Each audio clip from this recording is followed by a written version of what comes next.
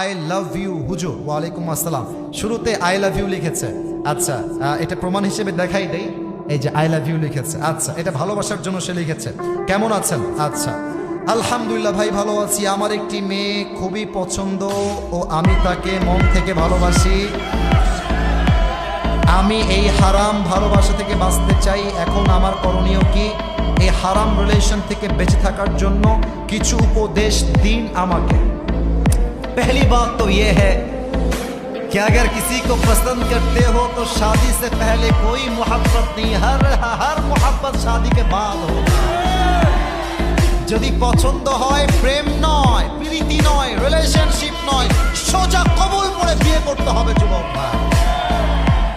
এখন সমস্যা হচ্ছে দুই জায়গায়। এক, মেয়েকে নিয়ে সমস্যা। দুই হচ্ছে মেয়ের বাপ এবং মেয়ের মাকে নিয়ে সমস্যা।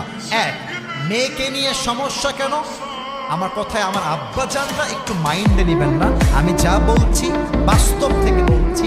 মেয়েদের কাছে চরিত্রের চাইতে টাকাটা অনেক বেশি ম্যাটার করে আজকের বাংলার মাটিতে।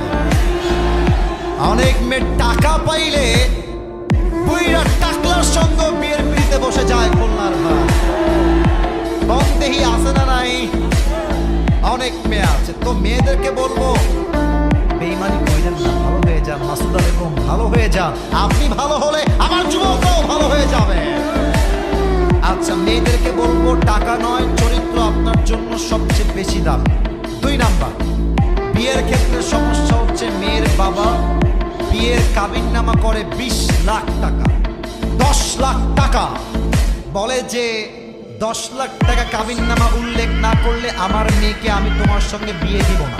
আচ্ছা, কেন উল্লেখ করে? এর একটা বিশেষ কারণ আছে। আব্বা বলে, তুমি যদি আমার মেয়েকে ছেড়ে দাও, আমার মেয়ে কই যাবে, কি করে খাবে? তুমি 10 লাখ টাকা কাবিননামা লেখো। আমার আব্বা জান, আপনি যদি মেয়ের বিয়ে দেওয়ার আগেই ডিভোর্স নিয়ে চিন্তা করেন, বিয়ে দেওয়ার আগেই তালাকের চিন্তা করেন, আপনার মেয়ের বিয়েতে বরকত আসবে কেমন করে বলেন? সবাই আপনার বলেন।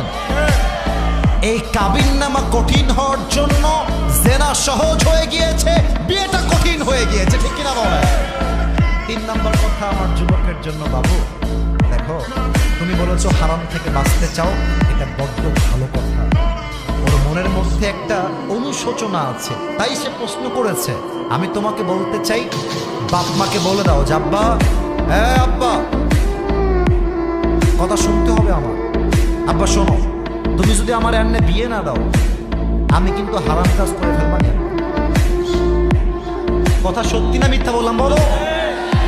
আর আব্বা, তুমি যদি আমার সঠিক সময় বিয়ে দিন না আসাও, আমি যদি কোনো আকাম করতে গিয়ে ধরা খাই, সব দোষ তোমার আমি দিবা না। যদি ছেলে বাবার সঠিক বয়সে বিয়ে দেওয়া সময় হওয়া সত্ত্বেও বিয়ে না দেয়, প্রত্যেকটা দায়ভার কিয়ামতে বাপকেই বহন করতে হবে, ঠিক কিনা বলে?